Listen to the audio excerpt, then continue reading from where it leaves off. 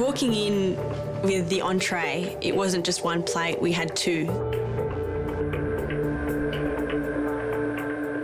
To start with, we have an AMUSE bouche, which is a leek soup and a crispy Wrasse skin. And for entree, we have Sergeant Baker mousse, and that's in zucchini flowers. I hope they don't slam me for doing two and not meeting the brief. So the brief was to do 3 courses? That's so you've right. done 4? I just thought it would be a nice difference for our group to give you this to start with. They've broken the rules a little bit. They've served an extra course, a little amuse bouche, you know, which is an amused mouth, as it is directly translated. Something to get the taste buds going at the beginning of the meal. And I think that's OK from my point of view. I'm happy with that. I don't mind if they bend the rules a wee bit. That's rather nice. Everyone loves a little bit extra when they go out to dinner. So good on them. Good stuff. Great start. Exciting. Let's see whether or not these zucchini flowers taste as good as they look.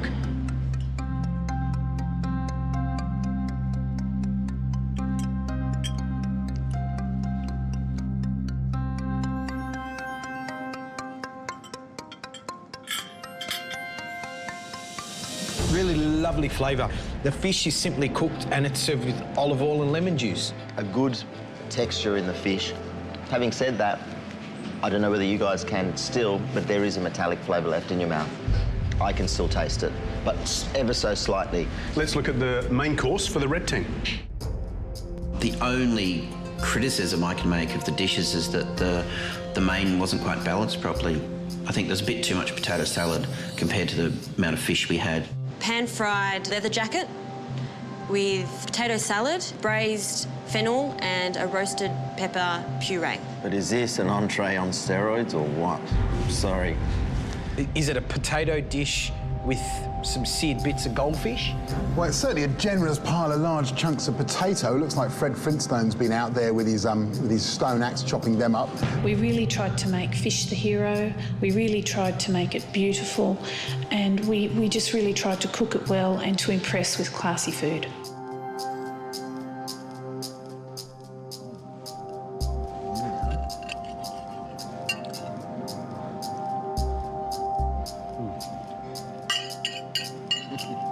Yeah, never lick your knife. Never lick your knife.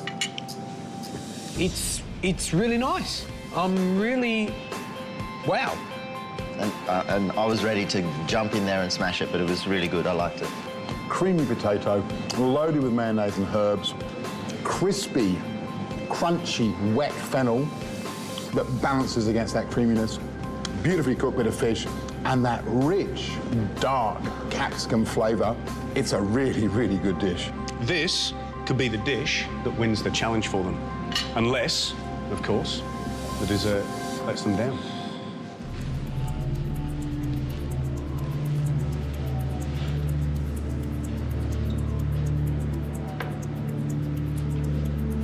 For dessert, we've done a poached pear in red wine with a Chantilly cream, and then just to end it, a nice sweet wine. If you like your cream fluffy, your pear crunchy, and your syrup reduced so the spices are very strong, this is your dish. For me, those 3 things are the wrong way round. Yeah, they have fallen short, especially after what a cracking main course they served us. Well, there's only one thing left to do, and it's to thank Peter Kuravita for the use of your beautiful restaurant at Flying Fish. Thanks so much. Have you got anything to say about, you know, the standard that you've seen today with the 2 teams? I think it's on a knife edge, really, between the 2 of them. I think the red team did very well until the end and let us down. And it was vice versa for the blue teams. Look, we've got a really hard decision to make, guys. We have to decide who the winner is and who loses this challenge. Hello, everyone. This week's team challenge pushed you to limits like never before. The aim was to cook a 3-course seafood meal to serve at the exclusive Flying Fish restaurant. The difficulty was, first, you had to head out to sea and catch the fish yourselves. You then had to clean and fillet the fish before cooking and serving it. The winner will spend an afternoon doing work experience in the kitchens of some of the most famous restaurants in Sydney, Otto and China Doll. The losing team, however, will face the painful task of voting to send one of their own team members home. Blue team, we tasted your menu first. Overall, spectacular looking. 3 dishes that all popped when they arrived into that dining room. The combination of that blue morwong, the beautiful pan-fried fillet, along with that caramelised whitloaf, was magnificent. Was a marriage made in heaven. So congratulations on that dish. But really, where you came flying home was the dessert.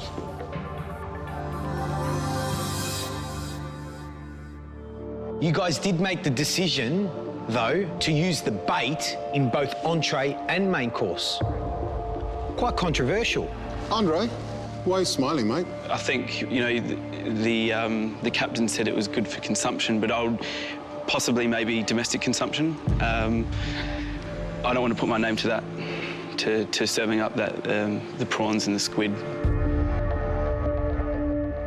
That starter did let you down. There was a flavour in there I cannot explain, you know.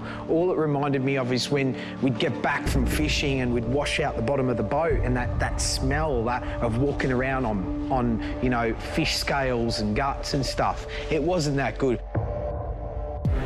What happened to the prawn jus or the prawn sauce?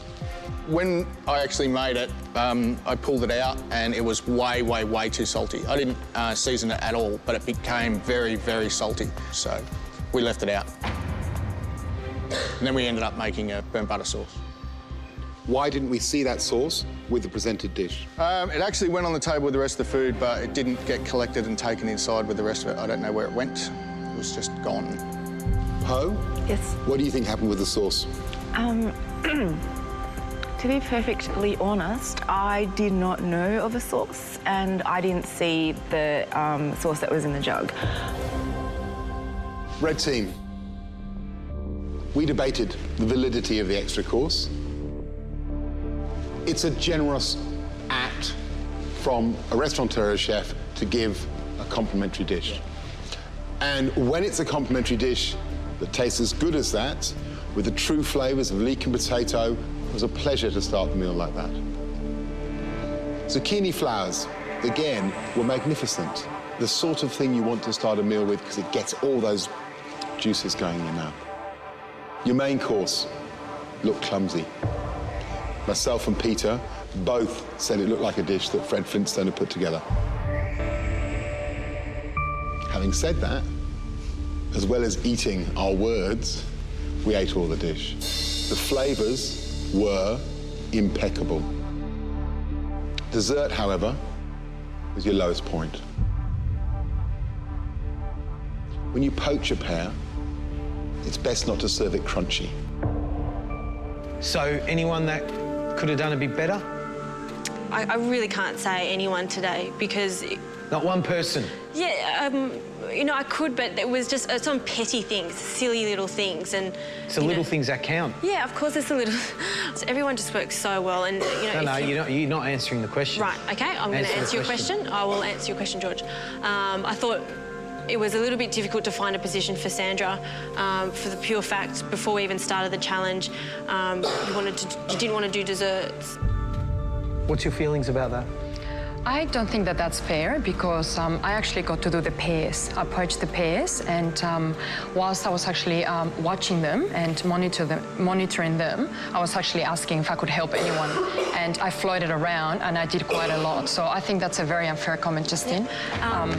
Yeah, I think I did really well. You did do a great job. Everyone did a great job. You did a fantastic job. I know I did. OK. It's time for George and Matt to reveal the judges' verdict.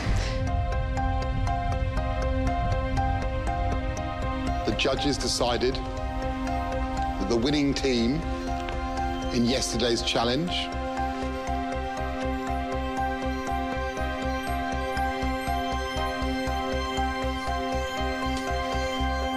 was red. We were all like stunned mullets. I think we were so in shock. It was unbelievable. And I'm like, everyone's so quiet. Like, I'm wearing red, right? We're red. We won. We've won this. Oh my gosh, I can't believe it.